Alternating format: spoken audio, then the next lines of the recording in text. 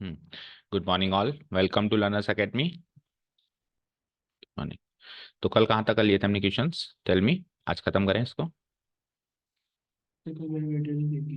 कल आप नहीं आए थे? ऐसा लेकिन ड्यूटी चल गया था। 12th हो गया था, 13th हो गया था, 14th भी हो गया था, 15th क्वेश्चन से देखो। तो प्रोबेबिलिटी निकालना हमने स्टार्ट कर दिया है एंड काफ़ी इजी से ये क्वेश्चंस हैं। बस वो सेट थ्योरी पे जो बेस्ड जो क्वेश्चंस हैं उनका थोड़ा सा ध्यान रखें, क्योंकि वो नई चीज़ है। जैसे ए यूनियन बी की प्रोबेबिलिटी, ए intersection B mutually exclusive events, जैसे वही वाली सीरीज चल रही है। 2-3 क्वेश्चंस हो गए, कुछ एक क्वेश्चंस और हैं उस सीरीज के, वो भी देख लेते हैं।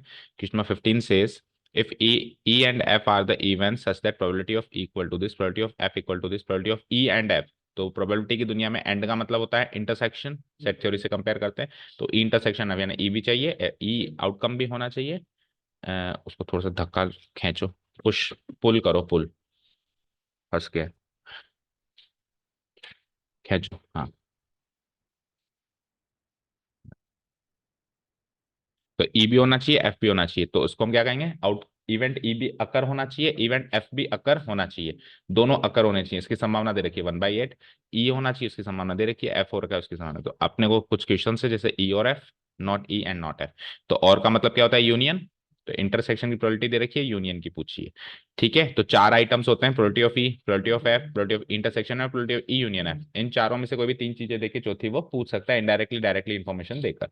तो बड़ा सरल सा इक्वेशन है। पहले तो हम गिवन डेटा लिख देंगे, here it is given that करके, here it is given that करके। जो भी डेटा हमको गिवन है, लाइक ये गिवन है, ये मेंशन कर देंगे। देन ये गिवन है, ये मेंशन कर देंगे, और इसको and P probability of E and F और equal to probability of E intersection F उसी स्टेप में इक्वल टू 1/8। इस तरीके से इसको प्रेजेंट कर देंगे। ठीक है, तो ये 3 डेटा गिवन है। अब question number 1, question number 1 is probability of E और एफ। इसको नेक्स्ट स्टेप में मैं सेट थ्योरी में कन्वर्ट करूंगा, तो it's like E union F. और अब हमने डायरेक्ट रूल सीखा है, इसको प्रूफ करने की जरूरत नहीं है, we can apply direct rule. Direct rule से इसकी probability of E plus probability of F minus probability of E intersection F. ठीक है, just put the values. Probability of E is 1/4, probability of f is 1/2, and probability of E intersection f is 1/8. So you can take 8 as the LCM. 4 2 ja 8, 2 4 ja 8, 8 1 ja 8, 4 plus 2 6, 6 minus 1 is 5/8 is the answer. Second question, probability of E, probability of not E and not F, not E and not F, probability of not E। अब देखो बिल्कुल आराम से पढ़ना है। probability of not E, not E मतलब E नहीं चाहिए, ई नहीं चाहिए, तो ई डैश, एंड की जगह इंटरसेक्शन, नॉट एफ, एफ भी नहीं चाहिए, मतलब ना तो ई हो ना ही एफ घटित हो। तो ई नहीं होने की संभावना को ऐसे डिनोट कराते हैं, एफ नहीं होने की संभावना को ऐसे डिनोट कराते हैं, और दोनों ही नहीं घटित हो, यानी ये काम भी होना चाहिए, नहीं घटित होने वाला ये काम भी होना चाहिए, नहीं घटित होने वाला वो काम भी होना चाहिए। तो क्या कर दूंगा? इंटरसेक्शन। अब ठीक है, अब आगे क्या करें? अब यूज डी मॉर्गन्स लो। तो व्हाट डज डी मॉर्गन से कि probability of E intersection E dash intersection F dash है, तो उसको मैं लिख सकता हूं probability of E union F का होल डैश। ठीक है, सामने लिखना पड़ेगा यूजिंग डी मॉर्गन्स लो, बिल्कुल लिखना पड़ेगा यूजिंग डी मॉर्गन्स। ठीक है, और उसको लिख सकते हैं 1 minus probability of E union F. किसी की भी डैश की प्रोबेबिलिटी को ऐसे लिखते हैं, होल डैश की प्रोबेबिलिटी। अब probability of E union F भी नहीं निकालना, निकाल के बैठे हैं, ये रहा, कॉपी पेस्ट करो, 5/8, that is the answer is 3/8। समझ आया? आंसर मैच करो।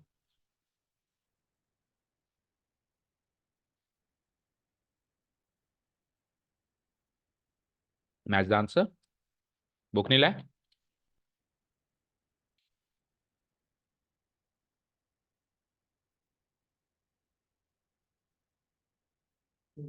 मैच हो गया? ठीक है, और देखो कॉमन सेंस से चलो, या तो ई होना चाहिए या एफ होना चाहिए, ना तो ई होना चाहिए ना एफ होना चाहिए। दोनों बातें एक दूसरे की उल्टी है कि नहीं है भाई? एक तो कह रहा है ई और एफ में से कोई भी एक हो जाए, एक कह रहा है दोनों ही ना हो। तो ये दोनों बातें एक दूसरे की उल्टी है ना, तो ये इसकी 5/8 है, तो उसकी उसकी उल्टी 3/8 होगी होगी। ओके, ठीक है। लैंग्वेज बेस्ड क्वेश्चंस होते हैं प्रोबेबिलिटी में हमेशा, ना कि calculative. events E and F are such that this state whether E and F are mutually, तो हो कर भी दिया था शायद हमने पहले इस टाइप का क्वेश्चन कि इवेंट्स ई एन एफ इस तरीके से हैं कि नॉट ई और नॉट एफ है। अब इसको डिकोड करना है अच्छे से।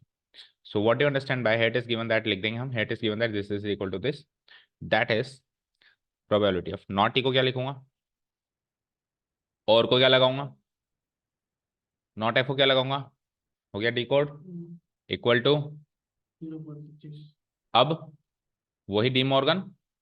तो जैसे ही हम इंटरसेक्शन को यूनियन कर सकते हैं तो यूनियन को इंटरसेक्शन कर देंगे, होल डैश हो जाएगा ई इंटरसेक्शन एफ का होल डैश, और इस इवेंट की प्रोबेबिलिटी हो गई, दो ब्रैकेट्स लगेंगे याद रखना, एक ब्रैकेट मत लगा देना, दो लगे, ठीक है 0.25। और उसको लिख सकता हूं 1 minus probability of E intersection F equal to 0.25। और यहां से probability of E intersection F निकाला जा सकता है, इसको उधर भेज के इसको इधर भेज के, 1 minus 0.25 that is 0.75 and that is not equal to 0, क्योंकि ई और एफ को म्यूचुअली एक्सक्लूसिव होने के लिए उनका इंटरसेक्शन खत्म होना चाहिए, बिल्कुल उनका इंटरसेक्शन 5 होना चाहिए, 0 होना चाहिए उसकी प्रोबेबिलिटी, ठीक है। So here probability of E intersection f is not equal to 0, hence what, E and F are not mutually exclusive events. This is our conclusion, very easy। चले next, A and B are events such that this equal to this equal to this, again वही based questions आ गए, comparatively ये questions आसान है, ठीक है ना, कुछ लॉजिक्स याद रखें और दूसरा लैंग्वेज को पढ़ना सीख ले। ये करना है 17 वाला करना है अभी, A and B are events such that probability of A equal to this, probability of B equal to this, probability of A and B equal to this। तो इसको अगेन क्या लिख सकते हैं, A intersection B, probability of A intersection B equal to 0.16। ठीक है, start करें पहला question, probability of not A, क्या लिखेंगे नॉट A को, A डैश, वो कैसे निकालेंगे, 1 minus probability of A। What is probability of A given? तो answer is 0.58। Clear. Second, probability of not a not be and, ये प्रिंटिंग मिस्टेक है क्या, चेक करो, एंड के बाद कुछ और भी है क्या, नहीं अच्छा ये क्वेश्चन नंबर 1 2 एंड ऐसे है, ठीक है। सो नॉट बी तो वेरी इजी, जैसे ये निकाला कैसे क्या डिनोट कराऊंगा, ठीक है, फिर 1 माइनस प्रोबेबिलिटी ऑफ बी की प्रोबेबिलिटी क्या है 0.48, इट इज 0.52। तीसरा ए और बी, अब ए और बी के लिए क्या चाहिए होता है, मतलब इसका मतलब क्या होता है, ए यूनियन बी, ओके, उसको डिकोड करो, क्या होता है फॉर्मूला, बोलो, बोलते जाओ,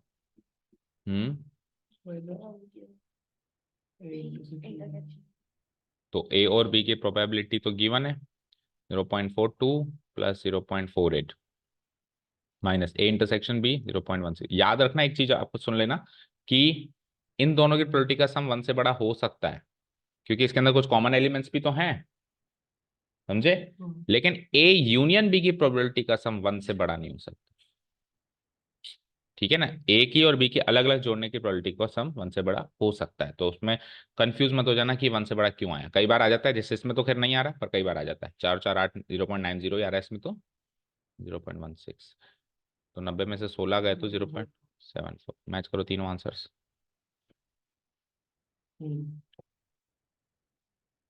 done. Now comes the word problems, question number 18। अभी जो हम क्वेश्चंस कर रहे हैं इसी पर बेस्ड वर्ड प्रॉब्लम्स हैं, not very difficult. In class 11th of A school 40% of the students study mathematics, ऐसे क्वेश्चंस अपने पहले चैप्टर में भी किए थे, याद है, बोलो, उसमें नंबर ऑफ एलिमेंट्स करते थे, अभी उसकी संभावनाओं की बात करेंगे, ठीक है। मतलब देखो यहाँ से लेके यहाँ तक 40% स्टूडेंट मैथमेटिक्स पढ़ते हैं, 30% स्टूडेंट्स बायोलॉजी पढ़ते हैं, 10% ऑफ द क्लास दोनों पढ़ते हैं, ठीक है, यहाँ तक का पार्ट तो पूरा सेट थ्योरी का चल रहा है। बस उसमें ऐसा नहीं होता था कि किसी स्टूडेंट को सेलेक्ट करना और वो ये वाला पढ़ने वाला निकले या ये वाला पढ़ने वाला निकले, उसकी संभावना सोचना, ये काम उधर नहीं करते थे, इधर ये काम एक्स्ट्रा कर रहे हैं, समझे, ओके, उधर बस नंबर पूछता था कि बताओ कितने बच्चे हैं जो या तो ये पढ़ते हैं या तो ये पढ़ते हैं। अभी क्या कह रहा है, अगर उनमें से एक बच्चा सेलेक्ट करें तो क्या संभावना है कि ये वो बच्चा या तो ये पढ़ता है या तो पढ़ता है। समझ गए, अभी संभावना की बात हो रही है, उसमें केवल नंबर की बात होती है। तो if a student is selected at random from the class, the find the probability that he will be studying mathematics और बायोलॉजी, यानी कि एम यूनियन बी। ठीक है, वेरी इजी। तो ऊपर जो क्वेश्चंस किए बस उसी की स्टेटमेंट फॉर्म है, तो कुछ स्टेप्स लिखने होते हैं बस, और क्या। So here it is given that, here it is given that, एक क्वेश्चन में बता देता हूँ कैसे स्टेप्स होते हैं, बाकी में आप कर ही सकते हो। वैसे आपके स्कूल लेवल एग्जाम में तो इतना कोई चेक करता नहीं है, बट आपकी पर्सनल ग्रोथ के लिए बहुत जरूरी, क्योंकि 12th में तो लिख के लाना पड़ेगा, प्रेजेंट करके आना पड़ेगा, then only you will get the marks. So in class 11th of school 40% students, तो percentage of students, percentage of students who study maths, who study maths. अब एक चीज याद रखना, हु स्टडी मैथ्स और हु स्टडी मैथ्स ओनली में फर्क है। मैथ्स ओनली क्या होता है और मैथ्स क्या होता है, अभी मैं इसको प्रोबेबिलिटी, अभी मैं इसको क्या लिखूंगा, प्रोबेबिलिटी ऑफ एम। क्या लिखूंगा, probability of M, sorry percentage given है तो प्रोबेबिलिटी क्यों लिखूं, जो भी परसेंटेज गिवन है वो लिख दूंगा, है ना। क्या गिवन है, 40%।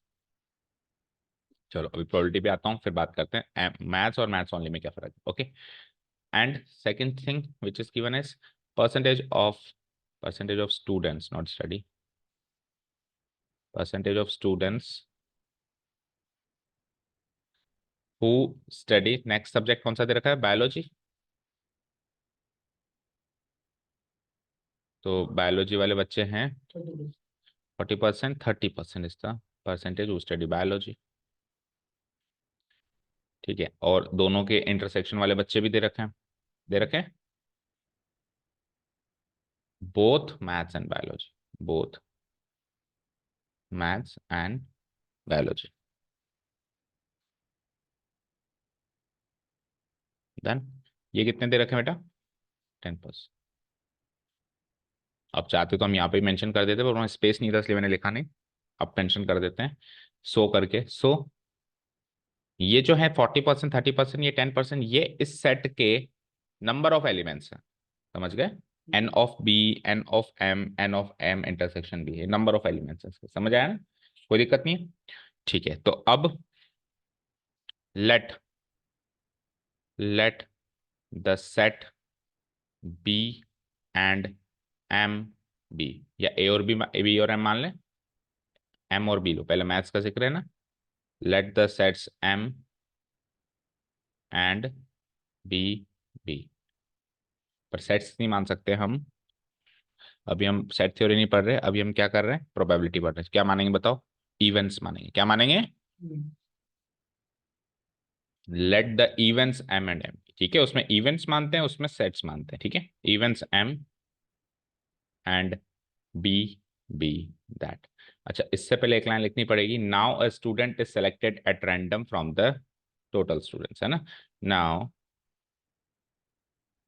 a random experiment is, yeah, a student is selected at random, student is selected at random from all students, from all students. ये लाइन पहले लिख लेना, रैंडम एक्सपेरिमेंट परफॉर्म किया जा रहा है, क्योंकि इवेंट्स तभी मानते हैं जब एक्सपेरिमेंट होता है। ठीक है, तो student is selected at random from all students. अब हमने इवेंट्स मानना शुरू किया, so let the events M and B B that. M तो हम मान लेते हैं कि सेलेक्टेड स्टूडेंट मैथ्स पढ़ता है, और बी मान लेते हैं सेलेक्टेड स्टूडेंट्स बायोलॉजी पढ़ता है। ठीक है, द सेलेक्टेड स्टूडेंट जो हमने सेलेक्ट किया है बहुत सारे बच्चों में से, उसमें से वो वाला बच्चा सेलेक्ट हो गया जो कि क्या पढ़ता है, maths, studies maths, and the selected student studies biology. Done, done बेटा। नाउ व्हाट, प्रोबेबिलिटी की बात करें। अब ये इवेंट्स मान लिया ना हमने, अब अपन कह सकते हैं so number of elements in maths जो भी होगा कितना होगा, 40%। ठीक है, and number of students in biology वो कितना हो जाएगा, 30%। सेट थ्योरी में कन्वर्ट कर दिया हमने, and number of elements in maths intersection biology, ये कितना हो जाएगा 10%। फाइन। और टोटल परसेंटेज हमेशा 100 होता है, ये तो अंडरस्टूड है, बोलने की जरूरत है नहीं। चलिए अब क्वेश्चन क्या है हमारा नाउ, हमसे पूछा गया है प्रोबेबिलिटी, कहाँ गया, probability that he will be studying mathematics और बायोलॉजी। अच्छा वन मोर थिंग, जब अपने को प्रोबेबिलिटी निकालनी है किसकी, एम यूनियन बी की, तो हमारे पास दो ऑप्शन है, या तो हम इसको खोलेंगे तो क्या आएगा, प्रोबेबिलिटी ऑफ एम, बोलो probability of B minus probability of M intersection B, ऐसे ही खुलेगा ये। तो या तो हम ये पहले निकाल लें, ये पहले निकाल लें, और ये पहले निकाल लें, और फिर बस जस्ट वैल्यूज पुट अप करें, ये है ऑप्शन नंबर 1। ऑप्शन नंबर 2 क्या है कि हमने पहले, जैसे अभी इस केस में हमने पहले नहीं निकाल रखा कुछ भी, तो हम क्या कर सकते हैं, लिख दिया हमने।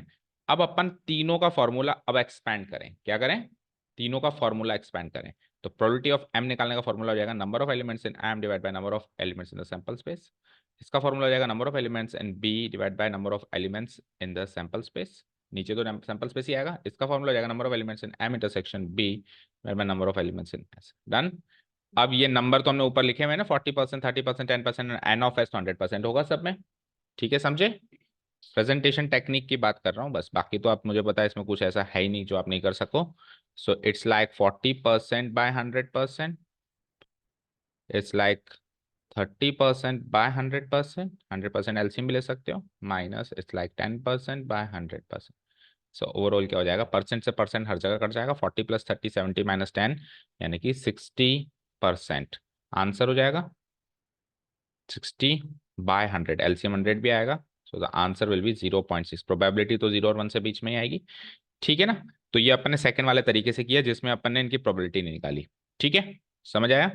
और अगर फर्स्ट वाला ऑप्शन होता तो हम क्या करते, जैसे ही हमने ये निकाला, ये निकाला, ये निकाला, लगे हाथ इनकी प्रोबेबिलिटी निकाल लो, लगे हाथ इसकी प्रोबेबिलिटी निकाल लो, लगे हाथ इसकी प्रोबेबिलिटी निकाल लो, जो हम अंदर फॉर्मूला में जाके कर रहे हैं वो पहले कर लो। प्रोबेबिलिटी निकाल ली, अब जस्ट वैल्यूज पुट अप कर दो। So both ways you can answer the question. ज्यादा अप्रोप्रिएट तरीका है कि ये निकाल के पहले प्रोबेबिलिटी निकालो, क्योंकि एम यूनियन बी की प्रोबेबिलिटी, प्रोबेबिलिटी का ही कुछ प्रोसेस से हमको सिखाया गया है फॉर्मूला में, तो यानी कि ये वैल्यूज हम पहले ही निकाल ले तो बेहतर। ओके, ठीक है। अच्छा probability of M union B क्या है वो भी मेंशन करना है हमसे जो पूछा गया है। Now probability that the selected student will be studying mathematics और biology is given by probability of M union B equal to, ऐसा कर दोगे। चलें खत्म करें मैं एक्सरसाइज, बाकी क्वेश्चन सेम इसी लॉजिक्स के हैं, ये बस ये स्टेप्स हैं आपको जो लिखना है, पहले गिवन इन्फॉर्मेशन, फिर रैंडम एक्सपेरिमेंट में हमेशा स्टूडेंट ही सेलेक्ट होगा या जो भी सेलेक्ट हुआ, फिर इवेंट्स मानने पड़ेंगे, इवेंट्स की प्रोबेबिलिटीज, फिर जो भी पूछा। चलो क्वेश्चन नंबर 19 देखते हैं। In an entrance test that is graded on the basis of two examination, कोई एंट्रेंस एग्जाम है जिसमें दो एग्जाम है, first exam and second exam, जैसे प्री और मेंस होता है, आपके भी होता होगा ना। हम्म, कुछ एग्जाम एग्जाम एंट्रेंस एग्जाम नहीं दे रहे हो क्या अभी इस समय, अगले साल दोगे, या उससे भी अगले साल दोगे, देंगे ही नहीं, देखेंगे। देखेंगे, okay. In its entrance test that is graded on the basis of two examination, the probability of a randomly chosen student passing the first examination is 0. Probability साफ साफ given है, probability of passing the second exam is 0.7, probability of passing at least one। तो देखो हम events मान लेंगे कि selected student, सबसे पहले रैंडम एक्सपेरिमेंट दे देंगे कि here a random experiment is given of choosing a student, ठीक है, choosing a student giving an entrance test, ठीक है ना, appearing in an entrance test, ये तो random experiment. Now let the events ए और बी मान लेते हैं हम फर्स्ट और सेकंड के लिए, let the events A B कि द सेलेक्टेड स्टूडेंट जो भी उसने कहा है, क्या कहा है, passes the first examination, passes the first exam, and event B be that the selected student passes the second exam। Done. अब अपने को तो प्रोबेबिलिटी निकालनी भी नहीं है, पिछली बार तो निकालनी पड़ रही थी, इस बार तो निकलाई मिल गई। इससे पहले रैंडम एक्सपेरिमेंट लिख देना, इवेंट्स मान लेना। So based on the given information, based on the given information we have what do we have, probability of A है हमारे पास, क्या है 0.8, प्रोबेबिलिटी ऑफ बी है 0.7, और फिर नीचे क्या चीज़ है वो देखना है। प्रोबेबिलिटी ऑफ ए तो है क्या 0.8, एंड प्रोबेबिलिटी ऑफ बी है हमारे पास क्या 0.7, और एक नई चीज़ है हमारे पास ऑल्सो, ऑल्सो करके उसको अलग से लिख रहा हूँ मैं। ऑल्सो प्रोबेबिलिटी क्या लिखा है, मैं एक बार एज इट इज लिख देता हूँ, एटलीस्ट वन ऑफ देम है ना, probability that the selected student passes at least one exam है ना।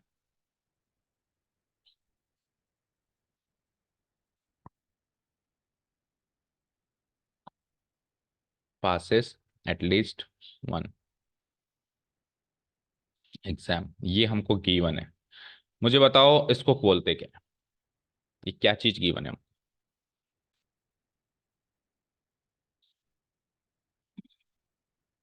कम से कम एक एग्जाम में पास करें। तो इसको सेट थ्योरी में कैसे लिखेंगे?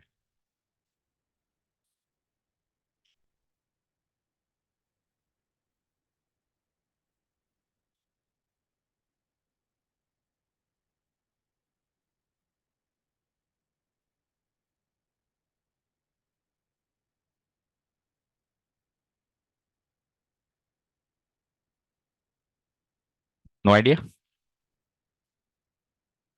That means set theory A union B dash. आप बताओ।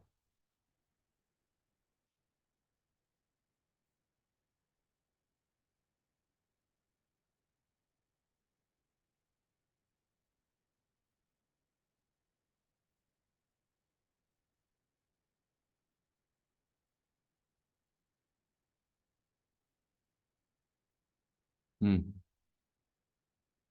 दैट मीन्स सेट थ्योरी बहुत वीक है, 12th में बहुत ज्यादा दिक्कत आने वाली है।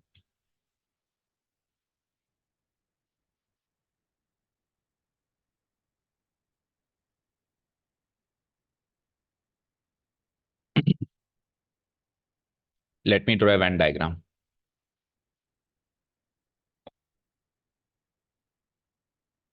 इसमें वो बच्चे हैं जो ए एग्जाम को पास करते हैं, इसमें वो बच्चे हैं जो बी एग्जाम को पास करते हैं, ठीक है। अब वो बच्चे सोचो जो कम से कम एक एग्जाम तो पास करते हैं, तो इस पोर्शन में वो बच्चे हैं जो एक ही एग्जाम पास करते हैं, जिसको अपन ओनली ए कहते हैं। इस पोर्शन में भी वही बच्चे हैं जो एक एग्जाम पास करते हैं, जिसको अपन ओनली बी कहते हैं। और इस पोर्शन में वो बच्चे हैं जो दोनों एग्जाम पास करते हैं। तो कम से कम एक एग्जाम पास करना मतलब एक एग्जाम पास करने वाले भी चलेंगे और दो एग्जाम पास करने वाले भी चलेंगे, यानी ये भी चलेगा, ये भी चलेगा और इंटरसेक्शन भी चलेगा। क्या बनेगा ये? ए यूनियन बी बनेगा। क्या बनेगा? तो it is as equal as A और B, it is as equal as A और बी। ए और बी का मतलब है कि देखो आप ऐसे देखो, मैं इसको ब्रेक करता हूं, the selected student passes at least one, तो मैं इसको ब्रेक करता हूं, the selected student passes at least one का मतलब क्या होता है? एग्जाम कितने? दो। एग्जाम कितना, एग्जाम्स का जिक्र है दो, तो कम से कम एक का मतलब है या तो एक या दो। अगर मान लो 10 एग्जाम का जिक्र होता तो एटलीस्ट वन में क्या होता है? 1 2 3 4 5 6 7 8 9 10, यही होता, greater than equal to one होता है इसका मतलब। Student passes one exam plus probability that the selected student passes two exams. और अगर तीन होते तो तीन का भी जोड़ना पड़ता, क्योंकि एग्जाम दो हैं, तो एटलीस्ट वन में क्या होगा? दोनों जुड़ेंगे, वन एग्जाम वाले दो वन। अब एक एग्जाम पास करो तो या तो ए वाला कर लो या बी वाला कर लो। ये भी वो बच्चे हैं जो एक एग्जाम पास करते हैं, ये भी वो बच्चे हैं जो एक एग्जाम पास करते हैं, ठीक है। ये वो बच्चे हैं, ए ओनली लिख रहा हूं मैं यहाँ पे, क्या लिख रहा हूं? A only. ये वो बच्चे हैं इधर वाले जो एक एग्जाम पास करते हैं, ठीक है। ये वो बच्चे हैं जो केवल और केवल इधर वाला एग्जाम पास करते हैं, ठीक है ना। अब ये तो हो गया फर्स्ट वाले केस का डिस्क्रिप्शन। अब सेकंड वाला केस में प्लस जो दोनों एग्जाम्स पास करते हैं उनको क्या लिखूंगा? प्रोबेबिलिटी ऑफ, क्या लिखूंगा? A and B. क्या लिखूंगा? Probability of A and. Fine, fine. अब ए ओनली का मतलब, ए ओनली का मतलब पता है आपको? अभी हम बात भी कर रहे थे कि मैथ्स और मैथ्स ओनली में क्या फर्क है। बोलो ए ओनली का मतलब है, तो उसको कैसे लिखते हैं सेट थ्योरी में, जो सिर्फ और सिर्फ ए में होते हैं? उसको सेट थ्योरी में कैसे लिखा जाता है? जो सिर्फ इस पार्ट में इंटरसेक्शन में नहीं है उसको सेट थ्योरी में कैसे लिखा जाता है? ए ओनली को कैसे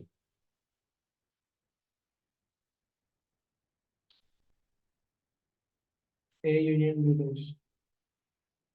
ए माइनस बी, जो ए में है लेकिन ए इंटरसेक्शन बी में नहीं है। बी ओनली को कैसे लिखते हैं? B minus A. और इसको कैसे लिखते हैं? A intersection B. अब आपको वैसे तो सेट थ्योरी में रूल्स लिखवाए हुए हैं कि ए minus B, B minus A और ए इंटरसेक्शन बी मिलके ए यूनियन बी बनते हैं। इन केस फिर भी आपको याद ना आए तो probability of A minus B को भी ब्रेक करना बताया है, याद करिए। Probability of A minus probability of A intersection B, ये इसको ब्रेक किया मैंने। बी माइनस ए को भी ब्रेक करना बताया है, बोलो। Probability of B minus probability of A intersection B, और फिर probability of A intersection B as it is है। तो कितने माइनस हो रहे हैं? दो तो माइनस हो रहे हैं और एक प्लस हो रहा है, तो एक माइनस का बच जाएगा, बोलो। एक प्रोबेबिलिटी ऑफ ए बचा, एक प्रोबेबिलिटी ऑफ बी बचा, और minus minus two, two minus हो गए, एक प्लस, तो एक माइनस का बचा बचा। अब क्या ये probability of A union B नहीं है क्या? Probability of A plus probability of B minus नहीं, क्या ये ए यूनियन बी है या नहीं है? ठीक है। ये सब केवल और केवल आपको सेट थ्योरी रिपीट रिवाइज कराने के लिए मैंने कहा है। बाकी जब आप एग्जाम में इस क्वेश्चन को करोगे तो you should have the direct access, you should have the direct information कि ये चीज भैया ये होती है। इतना नहीं लिखना है, ये तो प्रूफ है इसका। ये चीज ये होती है, इस चीज का प्रूफ है ये तो प्रूफ करने थोड़ा ना बैठेंगे। ठीक है, समझे क्या? तो इसको कुल मिलाकर क्या लिख सकता था मैं? Probability of A union B, सीधे लिखना है, ये लिख के ही सीधे लिखना है। ठीक है, अब याद रहेगा। ओके, ये गिवन है, निकालना नहीं है, ये गिवन है। 0.95, the probability of passing at least one of them is 0.95, सामने लिख देना आप, गिवन है ये। ओके, अब निकालना क्या है कि दोनों पास होने की संभावना ये आपको निकालनी है, that means A intersection B आपको निकालना है। ठीक है, now probability that the selected student passes both the exam, passes both exams is given by, ये तो बहुत सरल सी चीज है, इंटरसेक्शन बी से इसको कहेंगे। अब देखो, हमारे पास ए यूनियन बी को एक्सपेंड करने का फॉर्मूला है probability of A plus probability of B minus probability of A intersection B. चार चीजों में से तीन चीजें देके चौथी चीज वो पूछ सकता है। बट इसका मतलब ये नहीं कि हम बच्चे हैं सर, हमको तो ना ऐसे अरेंज करके दो, ए यूनियन बी बराबर A plus B minus A intersection B.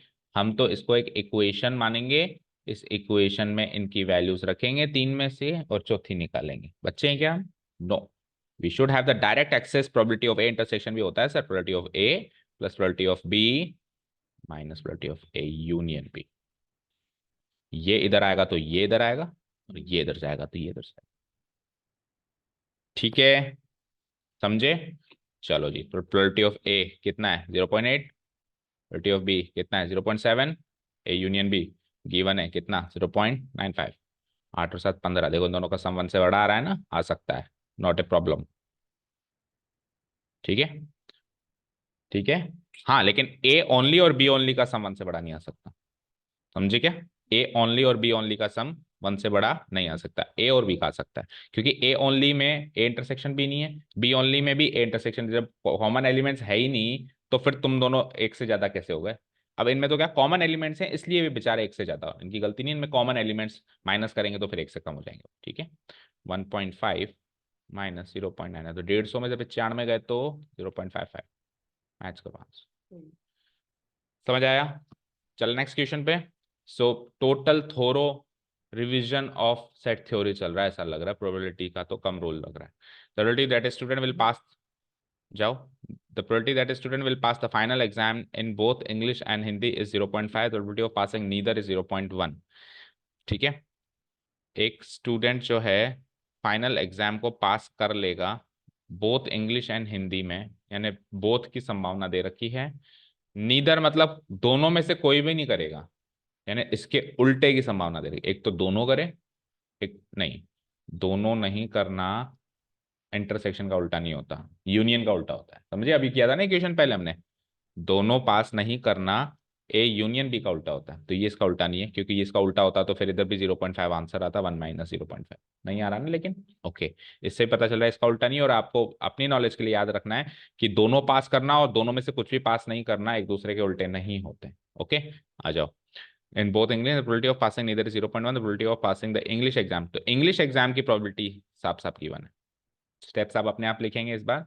So events मान लेंगे, the selected student, here a random experiment is given, here a random experiment is given in which a student is selected appearing in the final exam, ठीक है, in two subjects English and Hindi.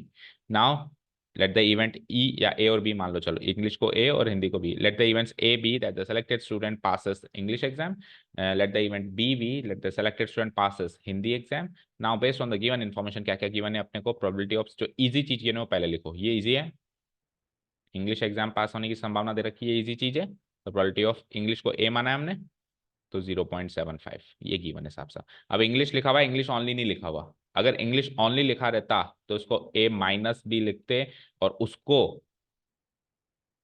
ये लिखते। Okay, ठीक है, done. तो अभी तो आपको इंग्लिश दे रखा, इंग्लिश एग्जाम पास होने की संभावना है, तो इंग्लिश के साथ साथ हो सकता है वो दूसरा भी पास कर रहा हो, लेकिन इंग्लिश की संभावना है, ठीक है। आगे, will pass the final exam both English and Hindi, तो बोथ इंग्लिश एंड हिंदी यानी ए इंटरसेक्शन बी इस गिवन है 0.50, और नीदर, हाँ जी, नीदर मतलब ना तो इंग्लिश ना हिंदी, ना तो इंग्लिश इंटरसेक्शन ना हिंदी, समझे? इसका यूनियन मत लगा देना, दोनों काम करने। इसको डी मॉर्गन से जैसे अभी अपन ने एक्सपैंड किया था, ए यूनियन बी का होल डैश, तो नीदर वाला चीज यूनियन का उल्टा होता है, इंटरसेक्शन का उल्टा नहीं होता। So it's like 1 minus probability of A union B, और ये तो गिवन है, ये गिवन कितना है 0.1, सामने डाल देना गिवन, ठीक है। सो इम्प्लाइज इसकी वैल्यू 0.1, तो यहाँ से probability of A union B की वैल्यू हो जाती है, ये इधर जाएगा इधर जाएगा, 1 माइनस 0.1 गिव्स मी 0.9, ठीक है। आगे बढ़ते हैं, what's the probability of passing the Hindi exam, Hindi exam पास होने की प्रोबेबिलिटी, यानी प्रोबेबिलिटी ऑफ एच आपसे पूछा गया है, ठीक है, बोलो कैसे निकलेगा। एच पूछा गया, प्रोबेबिलिटी ऑफ ई गिवन है, ठीक है ना, ए इंटरसेक्शन भी माइनस होता था, और अब की बार ए यूनियन बी भी इसमें से माइनस होगा। सही कर रहे हैं क्या, चेक करो।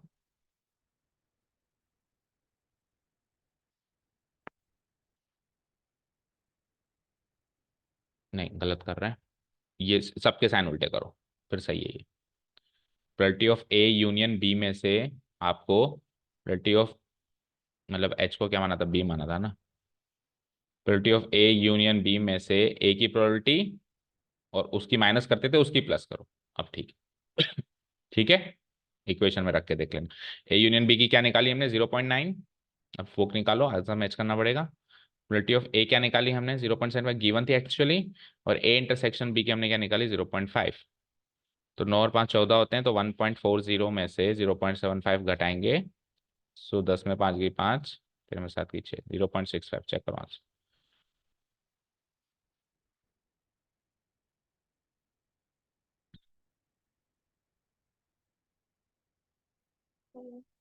क्या आ रहा है 0.65, समझ आया? ओके, लास्ट क्वेश्चन है एमसीक्यू 21,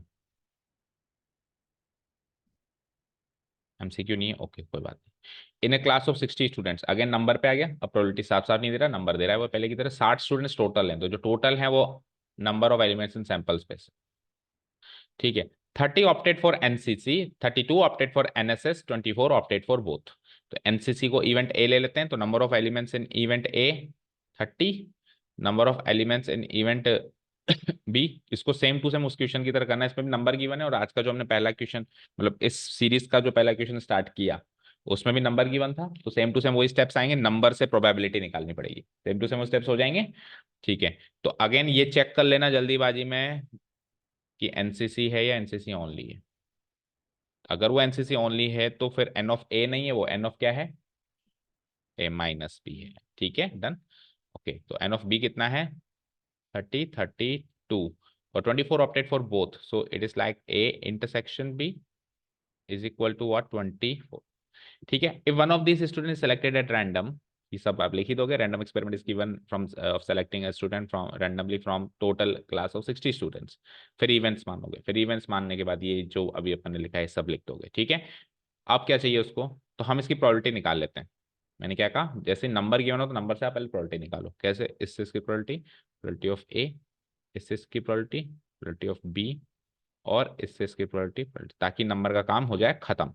केवल प्रोबेबिलिटी में डील करेंगे फिर अपन. मतलब सेट थ्योरी से प्रोबेबिलिटी वाले चैप्टर में आ गए. अब प्रोबेबिलिटी में डील करना आता है अपने को.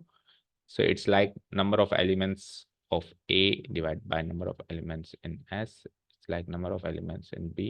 यानी ये काम करना तो पड़ेगा, या तो फॉर्मूला में करो या अलग से करो. पिछली बार फॉर्मूला में जाके किया, इस बार पहले ही करके चल रहे हैं. सो बोलो, what's would be the answer? 30/60 is 1/2. इधर बोलो 32/60. 4 से काटो, 4 8 32. डू वन थिंग, सबको 60 में ही लिख दो ना, एलसीएम 60 ले लेंगे. ओके. सो क्या लिख दूंगा मैं? 30/60 लिख दो. इसको क्या लिख दो? 32/60 लिख दो. और इसको क्या लिख दो? 24/60 ही लिख दो. फाइन. ओके. अब question number 1 is find the probability. The probability that bracket लगाना, the student opted for NCC और एनएसएस. बताना जरा इसको क्या लिखते हैं, एनसीसी और एनएसएस को. ए और बी, और साफ साफ लिखा हुआ है. तो probability of A union B, very easy. Probability of A plus probability of B minus probability of A intersection B. तीनों की ही मैंने वैल्यूज पहले ही निकाल रखी है. 30/60 प्लस 32/60 माइनस 24/60. करो. 30 and 32 62. 62 में से 20 गए 42. 42 में से 4 और गए तो 38. 38/60 को हम 2 से काटेंगे तो 19/30. पहले क्वेश्चन का आंसर. ठीक है. सेकंड क्वेश्चन में हम वापस लिखेंगे. Now the probability that the student has opted neither, NCC को ब्रैकेट में लगा देंगे, नीदर एनसीसी नॉर. अभी नीदर वाले थोड़े से ध्यान से करने हैं. नीदर मतलब ना तो ये किया है उसने ना वो किया है, तो वही दोनों का डैश. दोनों का डैश. ये भी नहीं किया, साथ में ये भी नहीं किया. ओके. हाँ, ऐसे मान सकते हो ईदर और का उल्टा नीदर नॉर. तो ए यूनियन बी का उल्टा है A union B whole dash है. अभी अपन ऐसे करके देख रहे हैं तो भी वही बन के आ रहा है डी मॉर्गन्स लॉ से. क्या? Probability of A union B का होल डैश ही बन के आ रहा है which is equal to 1 minus probability of A union B. और ए यूनियन बी की प्रोबेबिलिटी अभी अभी हमने निकाली है 19/30, 11/30. And we can by common sense also derive that कि पहला क्वेश्चन दूसरे क्वेश्चन का उल्टा है. या तो ये या तो ये, यानी ये एटलीस्ट 1 है. ये क्या है? एटलीस्ट. भाई एक तो कम से कम किया है, ये कह रहा है एक भी नहीं किया है. तो कम से कम एक किया यानी ग्रेटर देन इक्वल टू 1. एक भी नहीं किया यानी इक्वल टू 0. तो अब 0 1 2 तीन ही तो चीजें हो सकती हैं. दो सब्जेक्ट हैं तो या तो एक भी नहीं किया, या तो एक किया, या दो किए. तो ये दोनों केसेस तो इसमें शामिल हो गए. तो ये अकेला केस उसमें शामिल होगा. तो बचा हुआ केस यानी 1 माइनस. समझ गए? Okay. 11/30. Third, the probability that the student pass has opted NSS but not NCC. NSS क्या था? सेकंड वाला. तो यानी बी तो चाहिए उसको, माइनस ये नहीं चाहिए. यानी कि ये एनएसएस ओनली है. क्या है ये?